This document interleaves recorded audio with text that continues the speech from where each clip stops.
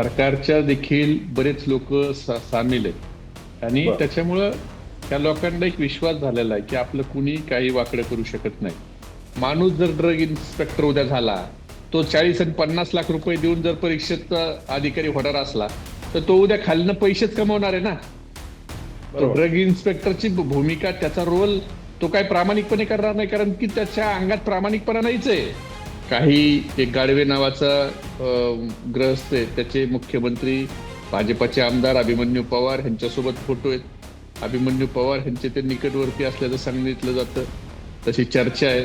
पुण्याच्या महापौराचं काम ते पीए म्हणून बघत होते अशी देखील चर्चा आहे. आता पेपर फुटायला लागलेत. आता पहिले पैसे फेका आणि निवडणुका जिंका, आता पैसे फेकाने अधिकारी बनवा, ही नवीन स्कीम सरकारने आणली आणि मला वाटतं हे सरकारचं याला पाठबळ आहे. या पेपर फुटीच्या प्रकरणात सरकारचे अनेक या पेपर फुटीचा जो चक्रव्यूह आहे, या चक्रव्यूहात सरकारी पक्षाचे अनेक अभिमन्यू आहेत. नमस्कार, मी संकेत आणि आपण पाहत आहात मुंबई आउटलुक. देशात आणि राज्यात पेपरफुटीची प्रकरणं काही थांबायला नाव घेत नाहीयेत. दिल्लीतला नीटचा पेपर जो होता तो फुटला, त्याचं कनेक्शन महाराष्ट्रात पुण्यात आढळलेलं आहे. सोबतच नीटच्या पेपर फुटीनंतर महाराष्ट्रातला शिक्षकांच्या जी परीक्षा आहे, टीईटीचा पेपर जो आहे तो फुटला, ती परीक्षा रद्द करण्यात आली. त्यानंतर पुन्हा एमपीएससीचा पेपर फुटला. म्हणजे नेमकं राज्यात काय चाललंय, परीक्षा घेणाऱ्या ज्या संस्था आहेत, शिक्षण मंत्री जे आहेत ते नेमकं काय करतायत, हा प्रश्न सगळ्यांना पडतोय. पेपर फुटीची जी प्रकरणं आहेत आतापर्यंत जी काही समोर आली आहेत, ती पेपर हा इतर बाहेरून फुटत नाहीये. म्हणजे तो ट्रान्सपोर्टेशन मधून लीक होत नाहीये, तो विद्यार्थ्यांकडून लीक होत नाहीये, तर तो ज्या त्या यंत्रणेमध्ये जे लोक आहेत त्या यंत्रणेतल्या लोकांकडूनच, म्हणजे पेपर सेट करणारे लोक असतील, त्याचं ट्रान्सलेशन करणारे लोक असतील, जिथे छापला जातो ते लोक असतील, तिथून हे काँग्रेसचे शरदचंद्र पवार पक्षाचे नेते मेहबूब शेख सर आहेत. गेल्या वेळी देखील आपण शेख सरांसोबत याच एमपीएससीच्या घटनांवरती किंवा एमपीएससी पेपर फुटीच्या प्रकरणावरती चर्चा केलेली आहे. ती मुलाखती देखील तुम्ही मुंबई आउटलुकच्या युट्यूब चॅनलवरती जाऊन पाहू शकता. शेख सर, पुन्हा एकदा मुंबई आउटलुक मध्ये तुमचं स्वागत आहे आणि वेळ दिल्याबद्दल आभार. सातत्याने ह्या पेपर लीकच्या घटना होत आहेत, काय नेमकं म्हणणं आहे आपलं?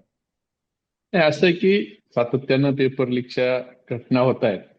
याच्यामध्ये सरकारच्या देखील बरेच लोक सामील आहेत आणि बरं. त्याच्यामुळं ह्या लोकांना एक विश्वास झालेला आहे की आपलं कुणी काही वाकडं करू शकत नाही. आज एमपीएससीचं आताच ताजं उदाहरण जर आपण बघितलं तर ऋतुजा पाटील नावाच्या एका मुलीचं चॅट व्हायरल झालं गौरव सोबत, आणि मग त्या गौरवनी तक्रार केली.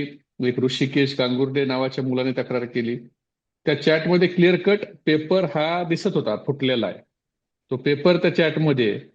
आणि असं असताना गौरवनी त्याच्यावर प्रेशर आणलं गेलं, त्याने तक्रार माघारी घेतली आणि एमपीएससीचे अध्यक्ष आणि सचिव यांनी जसं काय एखादं युद्ध जिंकले अशा आविर्भावात त्यांनी कसे तक्रारदारांनी तक्रार माघारी घेतली.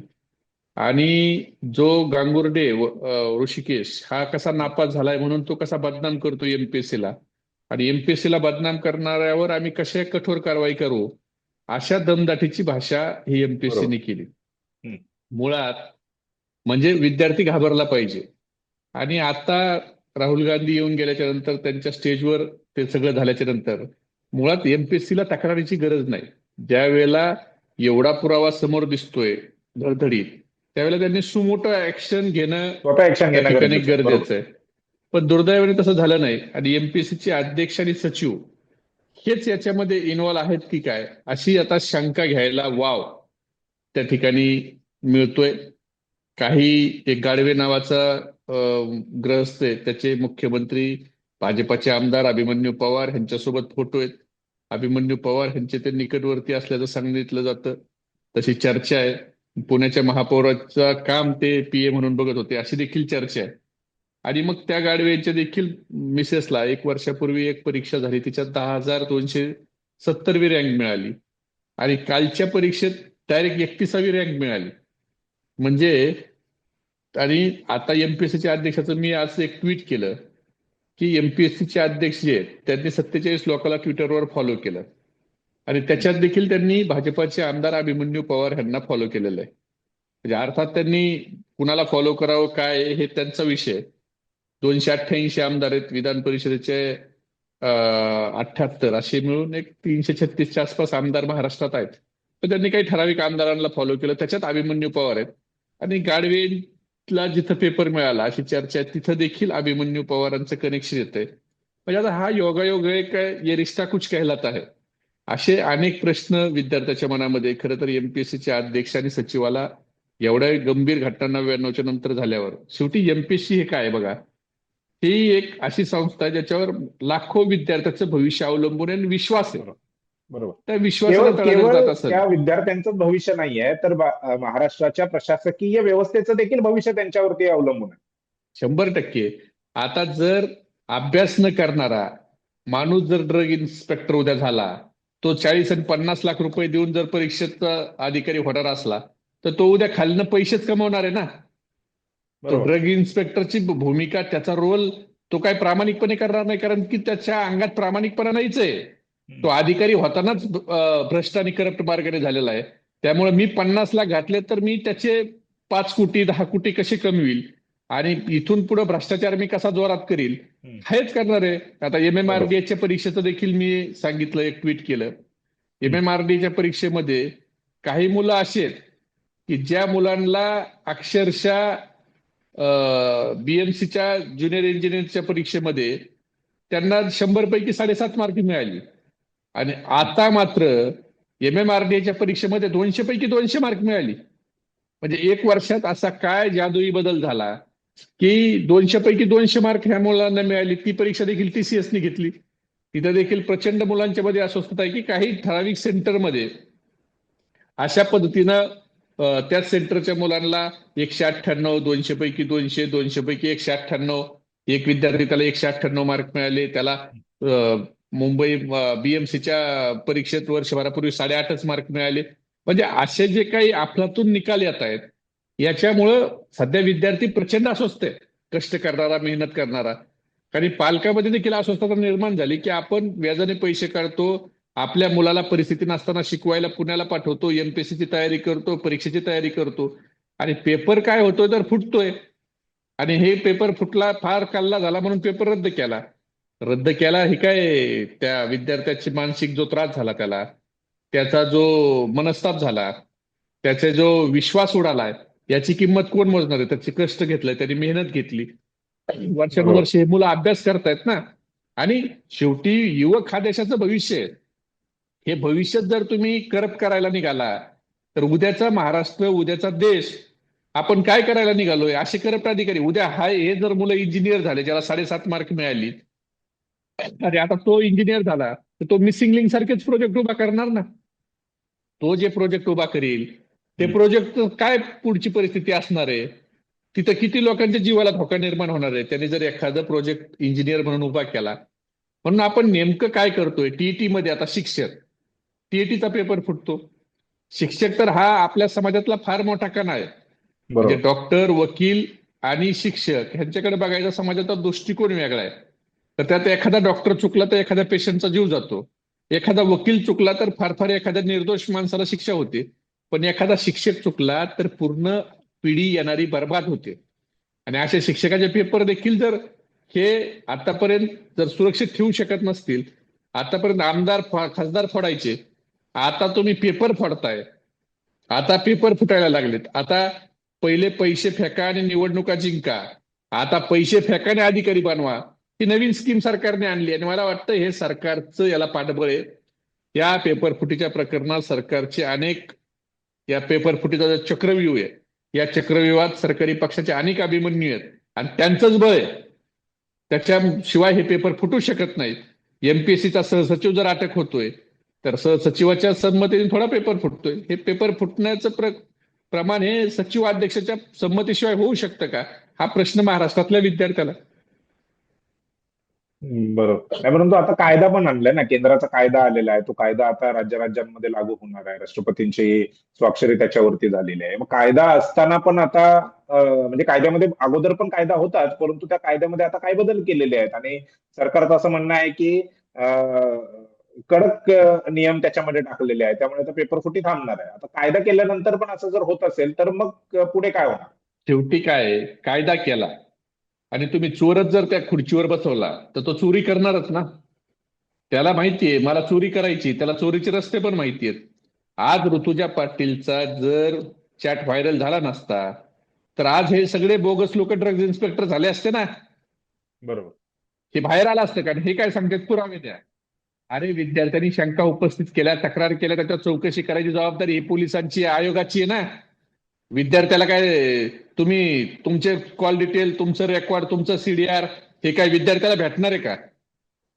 तसा नियम आहे का कायद्यात की उद्या मी एमपीसीच्या अध्यक्षाचा किंवा सचिवाचे टावर लोकेशन किंवा त्यांचे सीडीआर काढू शकतो, त्यांचे कॉल डिटेल काढू शकतो? पुरावे द्या म्हणजे काय? हे चुकीचं घडलं, इथं शंका उत्पन्न झाली तर याची चौकशी करणं काम आहे पोलिसांचं, सरकारचं काम आहे की हे ह्या अँगलने आपण चौकशा केल्या पाहिजेत. आणि तुम्ही विद्यार्थ्याकडेच पुरावे मागतात. म्हणजे चोर आता ज्याच्याकडं जो लेंडे हा तिथं अटक केला, ऋषिकेश गांगुर्डेंची तक्रार त्याच्याकडेच केली होती सुरुवातीला, पुरावे त्याच्याकडेच दिले होते. म्हणजे चोरच तिथं पुरावे घ्यायला आणि तुमची चौकशी करायला जर बसणार असले तर न्याय मागायचा कुणाकडे हो? सरकारने याच्यात पारदर्शकता आणली पाहिजे, चांगले माणसं बसवली पाहिजे. तुकाराम मुंडे सारखा एखादा अधिकारी तुम्हाला भेटत नाही का एमपीसीचा अध्यक्ष करायला? एक तुकाराम मुंडे भेटला तर सगळी भेसळ थांबली. मग एखादा तुकाराम मुंडे सारखा माणूस तुम्हाला भेटत नाही का? हाच आयुक्त, हाच जो ट्रान्सपोर्ट कमिशनर होता, जे व्यक्ती जो ट्रान्सपोर्ट कमिशनर असताना त्यांनी HSCच्या ज्या नंबर प्लेट आहेत त्या नंबर प्लेट टेंडर त्याचं 3 कंपन्याला दिलं आणि त्याच्यात सगळ्या देशातल्या सगळ्या राज्यापेक्षा महाराष्ट्राने जास्त रेट दिला. याच्याबद्दल प्रचंड गोंधळ झाला, प्रचंड अलिगेशन असलेला माणूस तुम्ही एमपीएससीचा अध्यक्ष का करता? तुम्हाला नवीन माणसं भेटत नाहीत एमपीएससी सारख्या संस्थेचे अध्यक्ष करायला? किमान तेवढी एक पोस्ट आहे, तेवढ्या एक पोस्टवर तरी नॉन करप्टरनी ज्याच्यावर काही अलिगेशन नसतील असा माणूस बसवा ना, ज्याच्यावर विश्वास बसेल लोकांचा. तेवढ्या एका ठिकाणी तरी जरा सुरळीत करा, ज्याच्यावर भविष्य आहे. राजकारण चुलीत घाला. प्रत्येकच गोष्टीत राजकारण करायची काही गरज नाही. जिथं विद्यार्थ्याचं, युवकाचं भविष्य आहे, उद्या तुमच्या आमच्या मुलाचं देखील भविष्य आहे ना. आज जर पेपर फुटली तर उद्या पोरं काय म्हणून अभ्यास करणार आहे? आणि पालक देखील पोरांना, गरीब घरातल्या मुलांना त्याचे पालक व्याजाने पैसे काढून का पुणे मुंबईला पाठवतील की तू जा बाबा अभ्यास कर? काय विश्वास राहील त्यांचा? आणि त्या मुलांना जर पाठवलं नाही ते डायरेक्ट म्हणतील तुला अभ्यास करायची गरज नाही, तू आपल्याकडे जेव्हा 40-50 लाख रुपये असतील त्यावेळेला आपण पेपर विकत घेऊ आणि तू अधिकारी होशील. नीट सारखा पेपर फुटतो, काय ते डॉक्टर काय उपचार करणार आहेत? इंजिनिअरिंगचा पेपर फुटतो, ड्रग इन्स्पेक्टरचा पेपर फुटतो. अहो ड्रग्ज इन्स्पेक्टर करायचं तुम्हाला, ड्रग्ज घेणारे गंजाडी तयार करायचे नाहीयेत. नाशिकला एका ठिकाणी पेपर फुटतो, तिथं सगळ्यांना एका ठिकाणी बोलवलं जातं, त्यांच्याकडून पेपर हा पाठ करून घेतला जातो. काय चाललंय हे शिक्षण व्यवस्थेत? म्हणजे हे काय एवढ्या खालच्या पातळीला, एवढ्या खालच्या दराला जर तुम्ही पैशासाठी जाणार असाल आणि युवकाच्या भविष्याशी खेळणार असाल तर मला वाटतं याच्यावर कठोरात कठोर कारवाई झाली पाहिजे. अन्यथा सरकारने युवकांना गृहीत धरू नये. जर सरकारला युवकाला गृहीत धरलं आणि अजूनही तुमच्या मनात असेल की युवक हा कॉक्रोच आहे, तर हा कॉक्रोच जर एक दिवस तुमच्या चड्डीमध्ये घुसला ना तर सरकारला नागडे केल्याशिवाय राहणार नाही. याची जाणीव सरकारने ठेवावी. मोठी किंमत सरकारला मोजावी लागेल. केंद्र सरकार चा एक मंत्री जातो त्या आंदोलनानंतर, कॉक्रोच जनता पार्टीच्या आंदोलनानंतर. महाराष्ट्रामध्ये देखील आता तशाच पद्धतीच्या आंदोलनाची गरज आहे का, ही सगळी शिक्षण व्यवस्था बघितल्यानंतर? असं आहे की मंत्री जातो, मंत्री गेला ठीक आहे, पण इथं आंदोलन प्रत्येकच वेळेला मुलांना त्यांच्या स्वतःच्या भविष्यासाठी, त्यांचं भविष्य सुरक्षित राहावं म्हणून त्यांना आंदोलनच करावं लागणार आहे, त्यांना भांडावंच लागणार आहे. सरकारची काही जबाबदारी नाही. सरकारला काय वाटत नाही की आपल्या राज्यातला विद्यार्थ्याचं भविष्य सुरक्षित हातामध्ये असलं पाहिजे? ही भावना सरकारला काय येत नाही. सरकारने स्वतःहून काही पावलं उचलायची नाही. प्रत्येकच वेळेस 2-2, 3-3 महिने आंदोलन करायचे. अहो काही इंग्रजाचं राज्य आहे का देशावर? देश स्वतंत्र झालाय ना, लोकशाही आहे ना. ह्या लोकशाहीमध्ये पण जर प्रत्येक गोष्ट आंदोलन करूनच जर मिळवायची असेल तर तुमच्यापेक्षा इंग्रज बरे होते हे म्हणायची वेळ आली. आणि वेळ पडली तर तेच आंदोलन आता युवकांना करावं लागणार आहे आणि हे मोठ्या प्रमाणात करावं लागणार आहे. जर सरकार तुमच्या भविष्याशी, आमच्या युवकाच्या भविष्याशी खेळणार असेल तर सरकारला त्यांची जागा दाखवण्याची आता वेळ आलेली आहे. नक्कीच. विद्यार्थ्यांनी शिक्षणावरती लक्ष देणं गरजेचं आहे.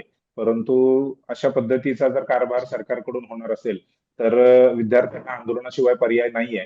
आणि ज्या पद्धतीने धर्मेंद्र प्रधान यांनी राजीनामा दिल्यानंतर भाजपच्या लोकांकडून असं बोललं गेलं की त्यांनी राष्ट्रहिताला लक्षात घेऊन राजीनामा दिलेला आहे. तर मला असं वाटतं आणि कदाचित तुम्ही देखील या गोष्टीशी सहमत व्हाल की महाराष्ट्र हिताची गोष्ट लक्षात घेऊन महाराष्ट्राचे जे शिक्षण मंत्री आहे दादा भुसे यांनी देखील राजीनामा द्यायला काहीच हरकत नाहीये.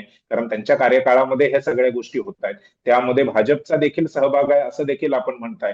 त्यामुळे ही चौकशी होईल का की पुन्हा एकदा विद्यार्थ्यांना तरुणांना रस्त्यावर उचलून तसंच दिल्ली सारखंच आंदोलन करावं लागेल, हा आता येत्या काळातला प्रश्न आहे. परंतु हे गंभीर मुद्दे जे आहेत ते सरकारने लक्षात घ्यावेत आणि त्यावरती तातडीने कारवाई करावी, एवढीच आपण मागणी करू शकतो. शेख सर, तुम्ही मुंबई आउटलुकला वेळ दिलात त्याबद्दल आभार आणि ही जी सविस्तर चर्चा केली त्याबद्दल देखील आभार. धन्यवाद.